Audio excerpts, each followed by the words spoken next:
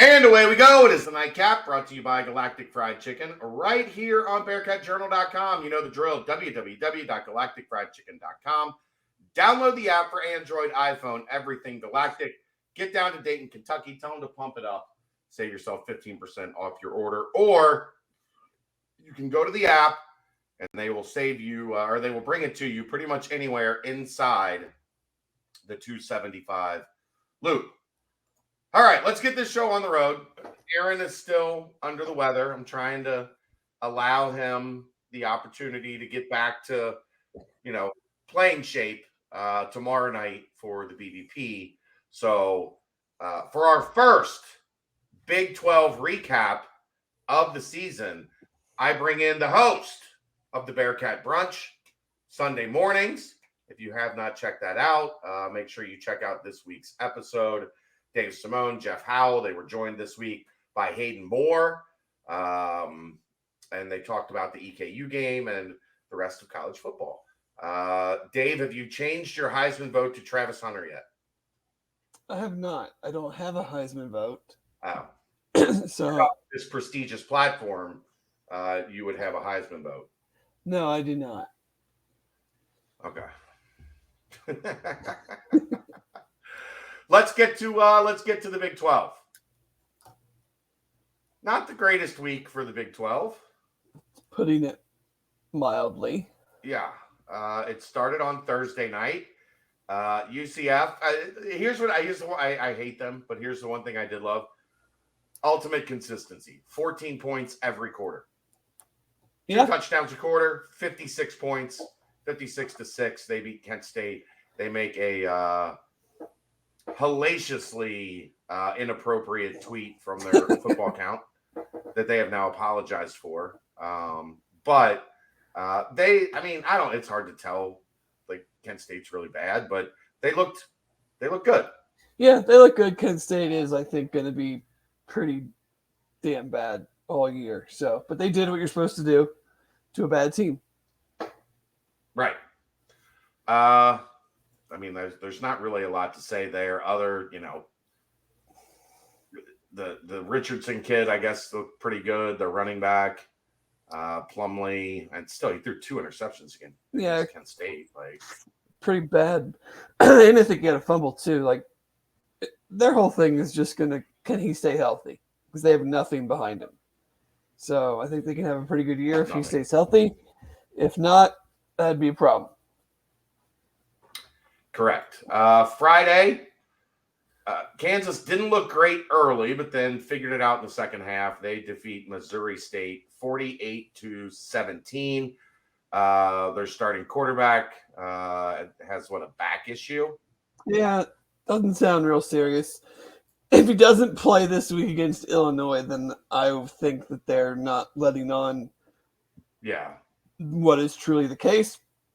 But as of now, it sounds like he should play. But yeah, that was one Friday that the games on Friday were woof. And I was like, well, I guess I'll watch this because it was, at the time, close, competitive, and then they, took care of business. But yeah, so we'll see if Daniels plays this week. Yeah, he's really good. Let's get into Saturday. I'm just going on the order that ESPN has them. I don't think there's, I guess, ranked and then unranked, whatever. I don't know.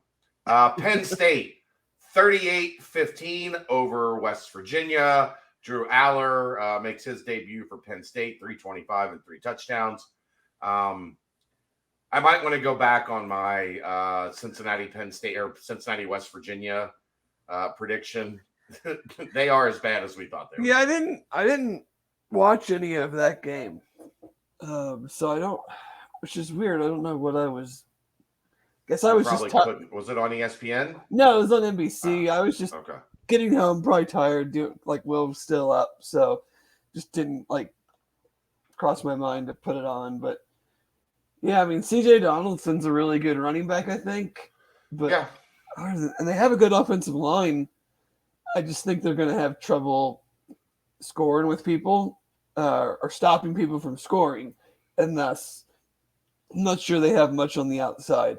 They're an air raid team that's not going to be able to throw the ball. Yeah. That's it feels like that's counterproductive, Dave. Yeah. I'm just saying. Yeah. Mm-hmm. Texas, number 11, Texas, 37-10 over Rice. Quinn Ewers has a decent game. I mean, I've seen some people kind of, giving Texas crap a little bit for not playing well, but that feels like a very hey, we're playing Alabama next week. Yeah, like they won 37-10. Rice scored late to get to 10. It was, whatever to 3 game almost all of the day. Like, I don't know. Like maybe Texas is going to be fraudulent as they've been for a decade.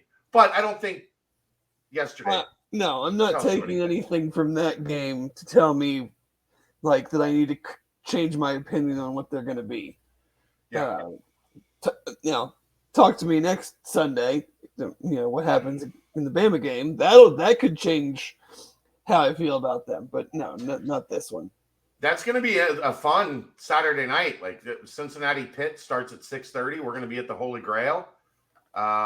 Big news coming on that front this week. But then you'll also on some of the other TVs have that Bama Texas game. So we'll keep an eye on that one. Kansas State 45-0 over Southeast Missouri. They are good. They have a good quarterback. They have a good young quarterback. They're going to be a problem in this league. They might be the best. I mean, they might be the best team in the league. Not from just a talent standpoint, just overall. Just they're the team. They're the team that I would be of the not Texas, least surprised if they were in the conference championship game. Yeah. The game that everybody is talking about this weekend, Colorado 45, TCU 42. Not a great look for TCU because they couldn't stop anybody. And then they ran the ball whenever they wanted. Again, I didn't see it. We're tailgating. This is all following along. Yeah. Ran the ball down their throats all game and then decided when they got in the red zone they were going to throw it. And Chandler Morris threw 2 red zone interceptions. It's not great. So I'm like, is that Sonny and who's the coordinator now? Isn't it Art Briles' kid or something? Kendall Briles, maybe. Yeah, Kendall Briles. So I'm not sure there. I mean, all the credit to Colorado. The fact that they won, not a huge stunner to me. More so just the fact that you have 80 new guys and you were able to play that way against, yes, they went to the championship game last year, but there is a lot of new at TCU as well. I just didn't expect it to be hey, we just look totally fine. This thing's been put together going on year 5. Yeah. I mean, I think they're going to get exposed at times. TCU could have exposed them. I mean, Colorado's going to have great talent on the edges, but offensive and defensive line is going to be the problem for the majority of the year. So it seemed just like maybe a bad game plan from TCU or something. Something's going on. Something went on. Or hear me out.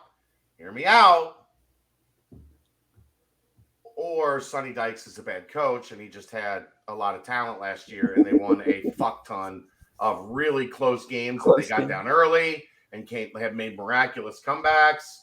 And then everything connected. And now we're starting to see the guy that we saw at SMU, because I have a hard time believing just because he went from SMU to TCU, all of a sudden he went from very average coach to perennial top 25. No, I agree. I mean, they had a lot. I mean, you can't not have a lot go your way and make it to the national championship. Sure, but Chandler Morris, the quarterback that started yesterday, was their starting quarterback last year. Beat out Max Duggan, gets hurt in the first game, Duggan comes in, and as they say, Yeah. the rest is history. So, like, Right. if he doesn't get hurt in the first game, do they even do what they did last year? Right. Oh, I hit the wrong button. So, I hit this one. So no. Oklahoma. Gonna need some more bricks. 73. Arkansas State. Was he really crying or was it like sweating? Wow. Yes. maybe a little of both. Maybe a little of both. He wasn't not crying, I think is a good way to put it. He wasn't not crying. Yeah, gonna need some more bricks. Okay. Yeah. Yikes. Iowa State 30-9 over Northern Iowa. I mean, I know the Iowa State fans are kind of beating their chests that their demise has been greatly exaggerated. Okay. Yeah. Man, I know nothing about. I mean, it was 30-0. So I mean, good job there. But like, your quarterback threw for 113 yards, and you ran the ball for like 134. So you literally had to do nothing on offense, apparently. Right. I mean, if you look, you barely had 250 yards of offense. You had 250 exactly. If you look, Northern Iowa outgained by Northern Iowa. Yeah, they had the leading passer, they had the leading rusher, and the leading receiver. The leading receiver had 3 receptions for 40 yards. The leading passer threw for 164 yards and 1 touchdown, 2 interceptions. So, I don't know. A 58-yard interception return for a touchdown. Yeah. And look, defense has been their thing. Oh, I'm not discrediting the defense or that performance, but like, I'm not. If I was a fan of them, I'd be like, okay, that was nice. That was a nice win because all the shit that's been going on. But like, I mean, I'm not sure that like they go play Iowa this week. I'm not sure that's going to happen again.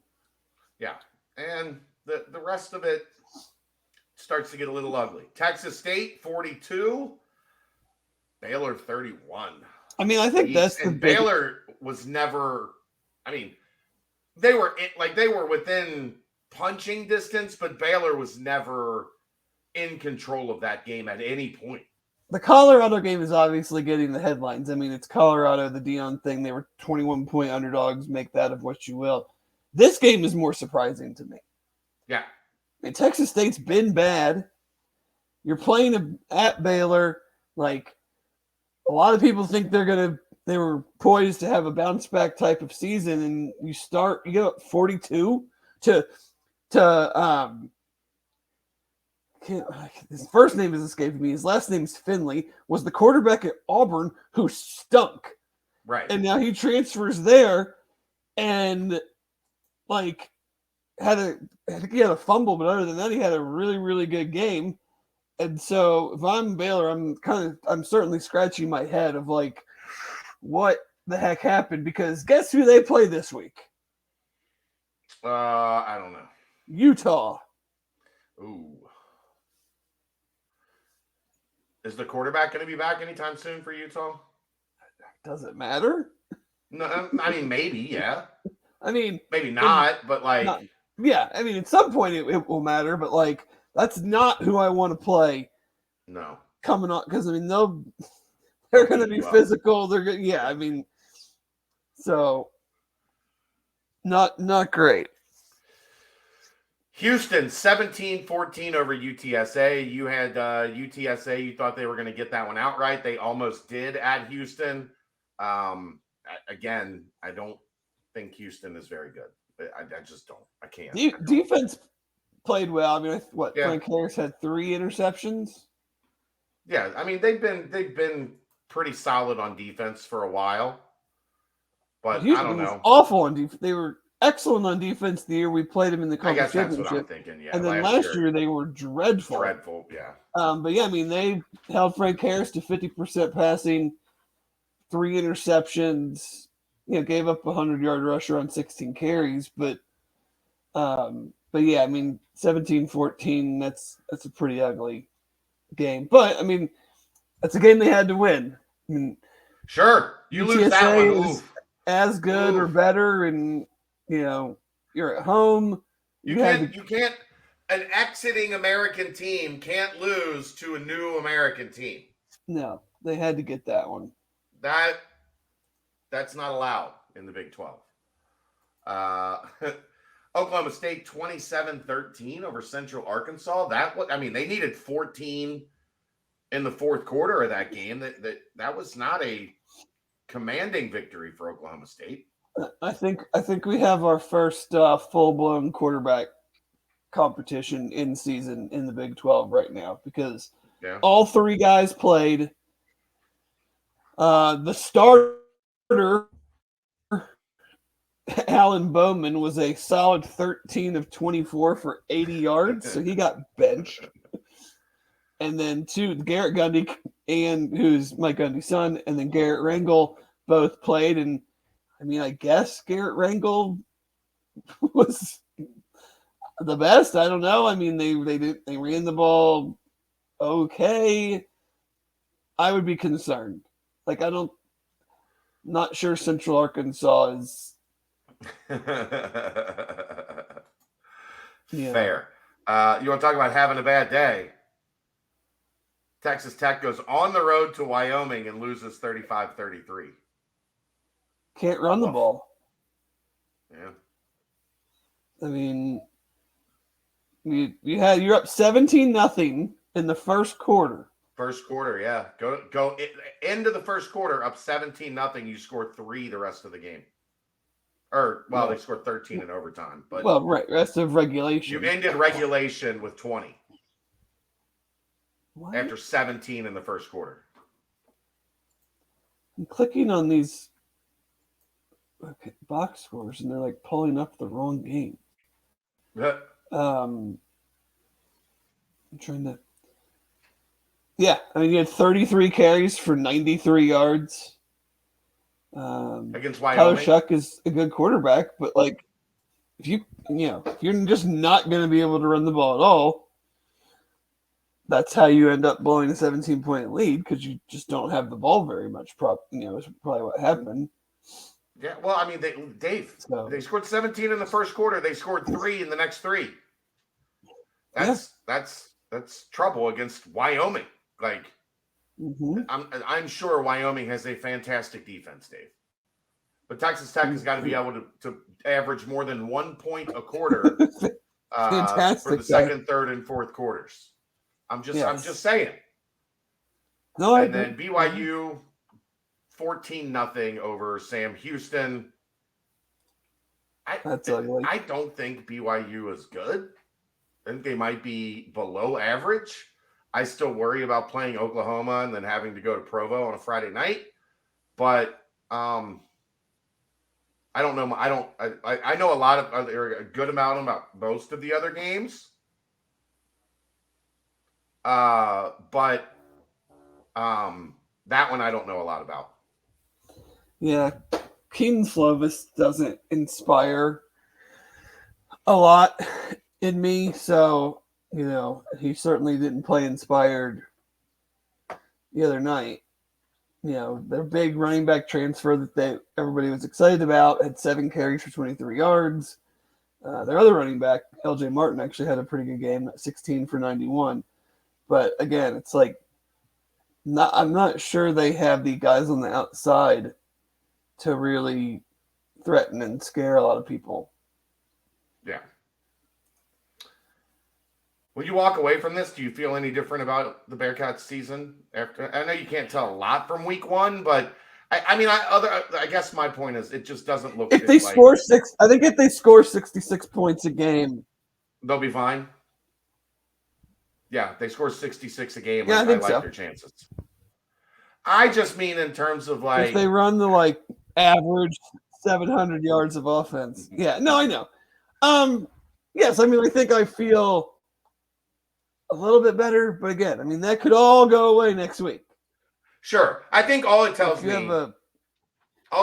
is that there's potentially a very crowded middle, which is what we figured would be the case for this conference all off season. Now we're just starting to see it on I always paper. thought the middle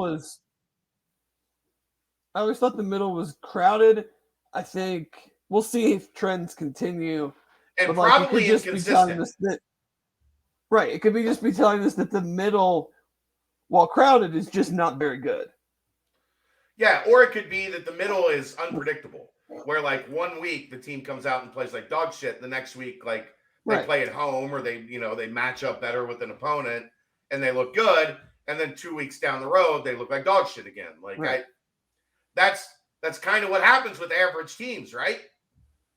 Oh, for sure. I just think BYU, Texas Tech, Oklahoma State, Houston, Baylor. I would be Iowa State. Well, that's for a different. But those are the teams that I'd be all right, it's one thing to beat Eastern Kentucky and think that you're going to be great, but you still did play very well. It's a different thing to shrug off one of those type of situations as it'll be okay. I'd be I'm not sure I'm buying that as much. And here, this what we saw. This is before we go. This is my takeaway from week 1. It looks like who we thought were going to be the top teams are probably going to be the top teams. And it looks like everybody else is about the same or, not too dissimilar. And Cincinnati's not as far from 5 or 6 as maybe we thought they were. I mean, they're going to have to play well. They're going to have to win close games. But in watching highlights and catching up and digging into some of this stuff today, I didn't see a lot of dudes better than Xavier Henderson. I didn't see a lot of dudes better than Daniel Greshik. So we'll see. The story will start to be written in a lot more detail next week. But for the opening chapter, it was a pretty good chapter. Oh, yeah. I agree. Thank you, sir. You got Florida State and LSU are back at it. Get back to your TV. All right. That's the nightcap. We'll see you tomorrow night for the BDP and another nightcap. Brought to you by Galactic Fried Chicken right here on BearcatJournal.com.